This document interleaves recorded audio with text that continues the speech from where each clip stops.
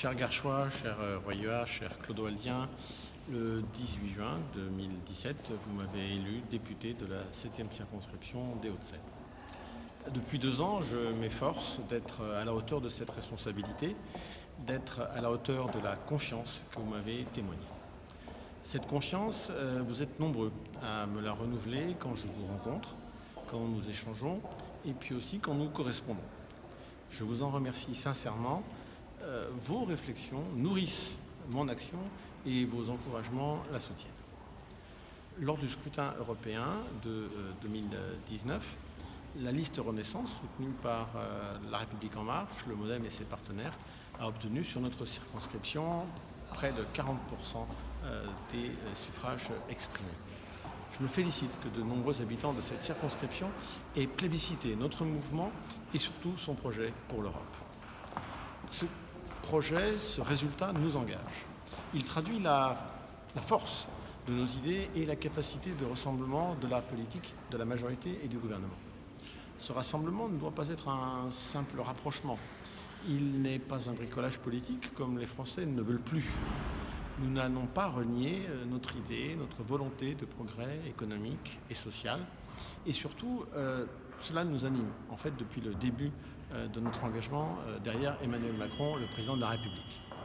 Ces derniers mois, les Français ont exprimé, avec détresse, parfois avec colère, face à un quotidien difficile et à l'inefficacité des solutions proposées, leurs difficultés, parce que les pouvoirs publics, pendant très longtemps, n'avaient pas fait ce qu'il fallait faire. Chacun a pu exprimer sa voix lors du grand débat national. Dans notre circonscription, les réunions locales, nombreuses, ont rassemblé plus de 1500 personnes. Et je m'en félicite et je vous en remercie. Je m'y suis engagé. Dans quelques mois, à la rentrée de septembre, je vous rendrai compte du développement des mesures qui ont été prises. Pour répondre aux attentes des Français, nous poursuivons l'augmentation du pouvoir d'achat et nous prenons des mesures face à l'urgence climatique. Je viens à l'instant de voter un amendement de la loi énergie et climat sur ce sujet. Déjà, le travail en France paie davantage que par le passé. Nous avons en effet supprimé les cotisations salariales, nous avons augmenté la prime d'activité, nous avons défiscalisé et désocialisé nombre d'heures supplémentaires. Nous avons également supprimé la taxe d'habitation. Elle est déjà amorcée pour beaucoup d'entre vous et dès le mois d'octobre de 2019, c'est le deuxième tiers de cette taxe d'habitation qui sera supprimé pour vous.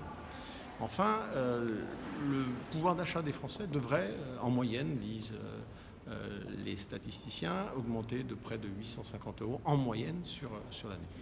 Comment ? Une baisse de l'impôt sur le revenu a été programmée pour près de 5 milliards et ces 5 milliards vont bénéficier à 15 millions de foyers fiscaux. Cette baisse, bien sûr, doit être financée.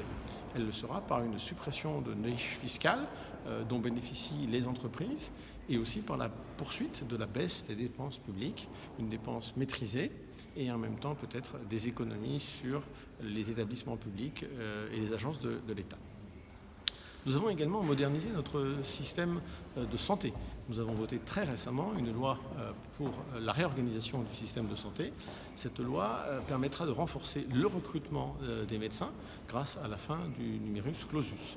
Cette loi permettra aussi de soutenir la médecine de proximité puisque dans tous les territoires, nous mettrons en place des maisons de santé et des hôpitaux de proximité. Enfin, vous savez que les minima sociaux, que ce soit ce qu'on appelle le minimum vieillesse ou l'allocation pour adultes handicapés, ont été régulièrement augmentés et devraient atteindre 900 € cette année.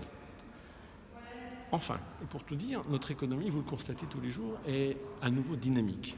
Elle crée des emplois, le chômage baisse, même l'industrie crée des emplois. Nous avons bien sûr une priorité qui est d'accélérer la transition écologique. Je suis en ce moment même à l'Assemblée en train de voter la loi sur l'énergie et le climat. Nous devons effectivement bâtir un modèle de société durable, respectueux de notre planète. Nous avons inscrit dans la loi et dans le temps plusieurs transitions. La sortie d'énergie fossile, le changement de modèle agricole, l'évolution des modes de transport, la loi LOM qui vient d'être votée la semaine dernière. Les défis que nous avons à relever sont immenses. Trop longtemps, nous avons refusé de faire les réformes depuis le début du XXIe siècle. Ces défis sont immenses et ils nous obligent. Et bien entendu, cette action sera le vecteur d'un nouveau développement territorial et bien sûr d'un développement économique. C'est donc cette voie ambitieuse que nous avons choisie entre efficacité économique, justice sociale et développement durable que nous poursuivons la transformation de la France. Je reste à votre écoute et à votre service. Merci de votre attention.